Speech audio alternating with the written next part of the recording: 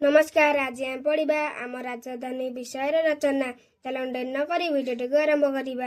आम देशर राजधानी नाम नुआ दिल्ली। यह गोटे विख्यात सहर अटे।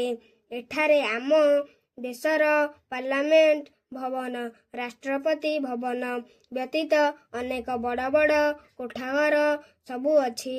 यह गोटे श्रृंखलित सहर अटे। यह रास्ता गुड़िक खूब चौड़ा।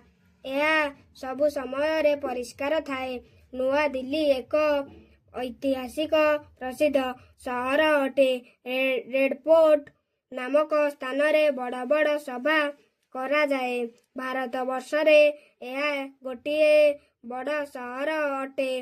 प्रतिवर्ष आम राजधानी को परिदर्शन करिबा पाई बहु विदेशी अतिथि माने आसी थांती।